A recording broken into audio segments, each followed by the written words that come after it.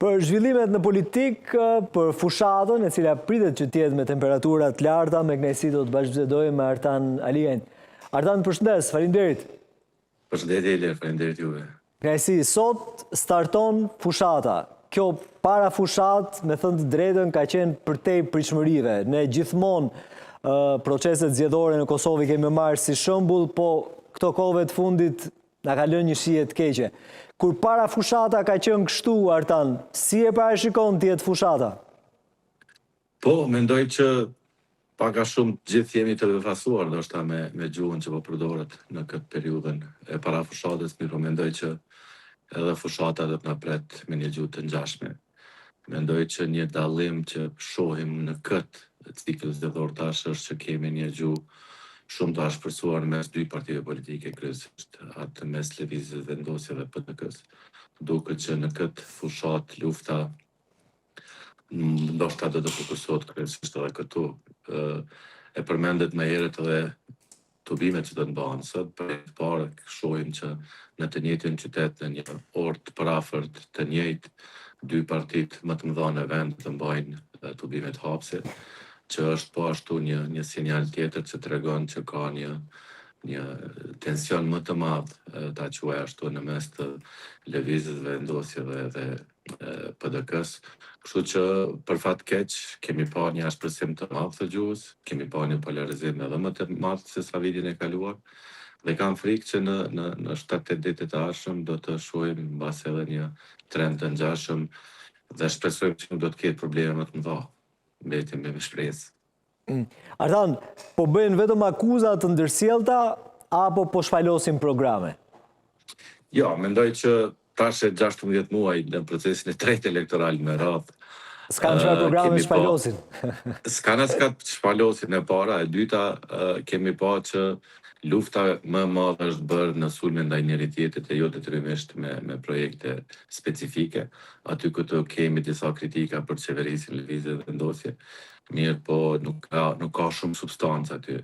Ajo që vret më shumë këtë herë, ndoshta pak më pak ishte në zgjedhjet e dhjetorit, ishte si duket një armëpushim aty mes partive politike.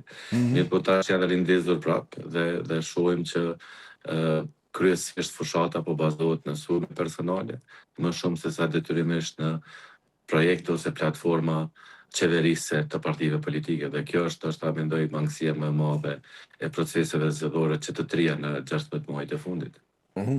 Mbështetje sociale për shtresat në nevojë, por jo vetëm nga ana e kryeministrit Kurti. Brenda afateve ligjore nuk ka, le themi, shkelje në këtë pikë, po e gjitha kjo si është përkthyer në arenën politike, në klasën politike, nga opozita natyrshëm. Po kjo është një vazhdimsi e qasjes së Lëvizjes Vendosje dhe zotit Kurti në qeverisje, kanë qenë shumë të fokusuar në ndihmat sociale ndaj shtresave në nevojë. Në këtë rast, për fat keq, nuk po ndihmon vetëm shtresat e nevojë, mirë po ndihmon që të gjithë njëjtë. Mendoj që ndoshta këtu është problematika më e madhe rreth kësaj. Mirë po shohim që partitë politike opozitare kanë bërë shumë akuza edhe në këtë drejtim, po ashtu edhe vendimi i fundit që u përmend shumë gjatë 2 ditëve të fundit është ai për subvencionimin e aviokompanive që fluturojnë në Kosovë, kështu që Lëvizja Vendosje ka vazhduar të qeverisë pa marrë parasysh proceset zgjedhore që po i kalojmë, dhe këtë një masë të madhe duke u falenderuar edhe të opozitës, dhe ata po implementojnë atë që kanë premtuar të fundit, paçka që në këtë rast mund të hyjë në lojë shumë rreth zgjedhjeve të ardhshme. Mirë po edhe në proceset e kaluara zgjedhore gjatë vitit të kaluar kemi pa iniciativa të tilla të qeverisë që janë vazhdimsi asaj që kanë bërë qysh prej ditës së parë që janë në qeverisje. Mirë po ja që kur kalkulohet të shkohet në zgjedhje, duhet kalkulohen po ashtu edhe risku i faktit që Lëvizja Vendosje është në qeveri dhe do t'i përdorë këto instrumente, ashtu siç i ka përdorur, po vazhdon t'i përdorë prapë. Është një problematikë që na përcjell gjithve, mendoj që ka qenë problematik në të regionin, dhe mendoj që vetmja mënyrë që të ketë një zgjidhje rreth kësaj është ajo që është bërë, nëse nuk gaboj, në Maqedoni, ku është sankcionuar me ligj që në momentin që thirren zgjedhjet në vend, nuk mund të ketë veprime qeveritare, kështu që derisa nuk kemi ndonjë ndryshim në legjislacion, nuk ka asnjë masë që mund ta pengojë asnjë qeveri që të përdorë resurset shtetërore për të bërë favore ndoshta në këtë rast edhe politike që mund të ndikojnë eventualisht edhe në rezultat. Mirë, po nëse nisemi dhe nga fakti që edhe në procesin zgjedhor të zgjedhjeve lokale vitin e kaluar ka pas programe të tilla që janë dhënë studentëve të rinjve në vend, qytetëve po ashtu, kemi pa që jo detyrimisht është përkthyer në vot dhe nuk jam i sigurt nëse edhe këtë herë detyrimisht kjo do të kthehet në vot. Mirë, po në anën tjetër, Lëvizja Vendosi ka qenë shumë e vendosur, ka thënë që kjo është platforma e tyre, kjo është ajo për çka ata luftojnë dhe këtë do ta vazhdojnë ta bëjnë edhe në ditë të tjera dhe në të njëjtën kohë shohim që i është dhënë edhe një shkas tjetër lëvizjes, këtë rast partive opozitare që të kenë hapësirë edhe më të madhe për sulm në lëvizjen vendose, mi po mbetet të shihet si do të materializohet kjo pas zgjedhjeve të 7 qershtorit. Qartë. Pikpyetje ka ende në fakt, nëse reflektohet në vot apo jo, vendimi i tillë. Ndodh me partitë në pushtet shqiptare, sidomos që të marrin vendime të tilla. Ardan, çfarë po ndodh në PDK me rikthimin e zonjës Osmani? Është mirë pritur atje sepse me takim në LDK, ndjes. Me takimin e parë me Abdi Xhikun kishte pikpyetje të mëdha, një pjesë e partisë nuk e do, nuk do ngjis, nuk do funksionojë sot, që ka ngaluar disa javë. Çfarë mund themi? Po mendoj që kauza e zgjedhjeve i ka bashkuar të gjithë zërat kundërshtar, qoftë ndaj zonjës Osmani, qoftë ndaj zotit Abdi Xhiku. Është një farë pushimi, nëse mund ta quaj ashtu, edhe në LDK. Mendoj që do të varet shumë se si do të kalohet ky proces zgjedhor, nëse do të ketë sukses Liga Demokratike e Kosovës ose jo, nëse do të ketë një ngritje nga ajo rënia e madhe që e kishin në dhjetor. E kam thënë edhe më herët, por e përsëris, mendoj që e vetmja, ta quaj vetmi potencial për zhvillim të LDK-s ka qenë futja e zonjës Osmani, për ndryshe ka qenë një grup i njëjtë njerëzve me premtime dhe me programe të njëjta sikurse të vitit kaluar, kështu që ka qenë e pamundur të synohen një rezultat më i mirë me një çështje të njëjtë, kështu që potenciali i Vjosa Osmanit është pasi një mundësi e rikthimit të LDK-s në numrat ndoshta që i kanë pasur eventualisht para vitit 2021. Mirë, po kemi pa po ashtu që ndoshta pritshmëritë ose reagimi qytetarë nuk ka qenë aq i madh sa ka pas pritshmëri. Mbetet të shihet sa do të materializohet prezenca e zonjës Osmani dhe grupit të saj në listën e LDK-s. Duket që nuk do të jetë aq premtuese sa është pritur në ditët e para. Mirë, po rezultati i zgjedhjeve të 7 qershorit do të diktojë shumë mënyrën e funksionimit të LDK-s pas procesit zgjedhor definitivisht. Dhe mendoj që do të jetë interesante të shihë cilat do të jenë numrat. Në anën tjetër, nëse flasim se çka do të ndodh me qeverisjen në këtë vend pas 7 qershorit, mendoj që tashmë vetmja shpresë që ka mbetur eventualisht në vazhdim të numrave është që të arrihet ndonjë marrëveshje mes Lëvizjes Vendosje dhe LDK-s, pasi që mundësi tjera besoj që do të jetë gati e pamundur. Me PDK-n duket që janë thyer të gjitha mundësitë që të ketë ndonjë bashkëpunim në një të ardhmen të afërt. AK-ja s'ka qenë asnjëherë faktor në marrëdhëniet me Lëvizjen Vendosje, kështu që prapë do të mbikëlemi në mundësinë e arritjes një marrëveshje mes Lëvizjes Vendosje dhe LDK-s, ashtu siç ka qenë edhe pas zgjedhjeve të shkurtit të vitit kaluar, kështu që jemi sillur gjithë këto procese politike për të parë prapë një tendencë tjetër nëse LDK dhe LVV do të mund të gjejnë një rrugë të përbashkët dhe të na nxjerrë nga kjo krizë institucionale në cilën gjejmë tash 16 muaj. Qartë. Artan, prezenca e zonjës Osmani në LDK, paktën në perceptim duket se ka forcuar këtë parti. Përballë një kundërshtari të tillë, se duket fushata po zhvillohet midis këtyre dy subjekteve politike.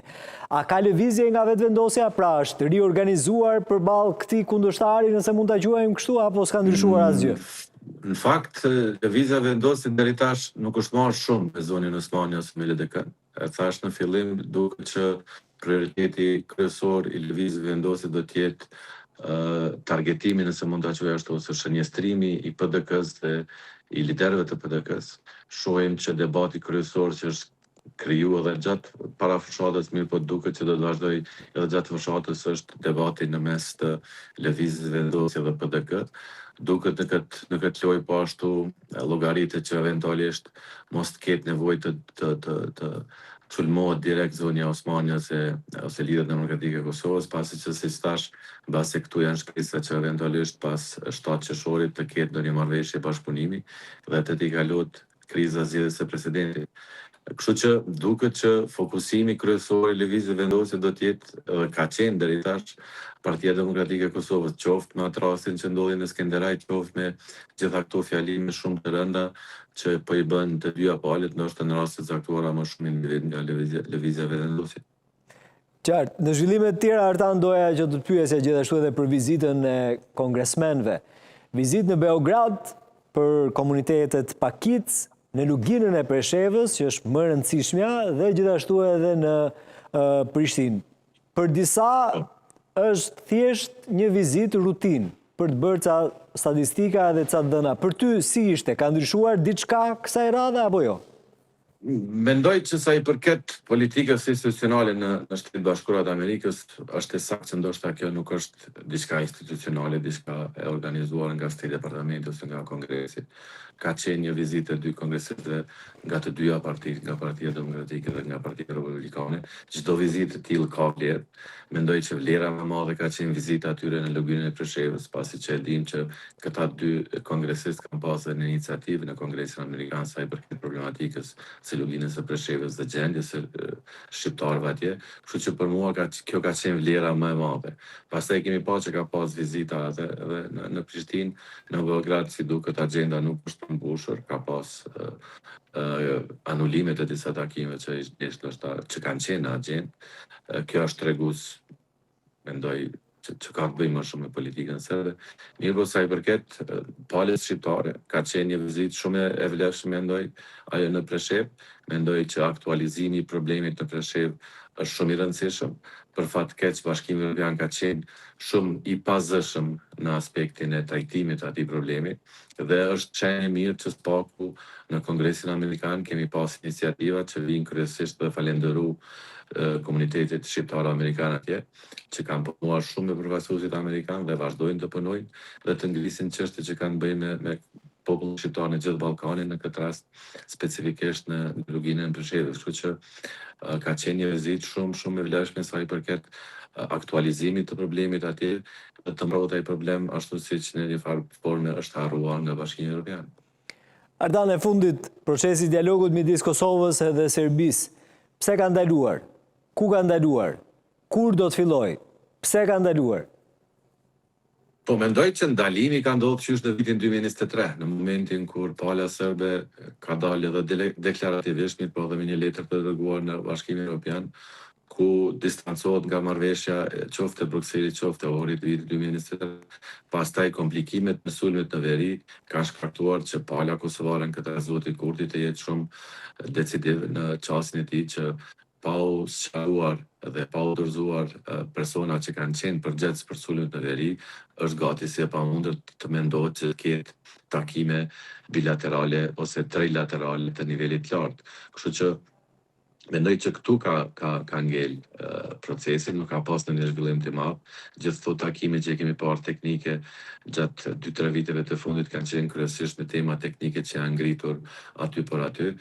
Në muajt e fundit kemi parë që ndoshta ka pas pak më shumë qasje konstruktive sa i përket edhe të qeverisë së Kosovës në pranimin e kërkesave të Bashkimit Evropian për të lëshuar peta që ashtu në disa çështje që kanë dalë qoftë me ato dokumente të udhëtimit, qoftë me tabelat.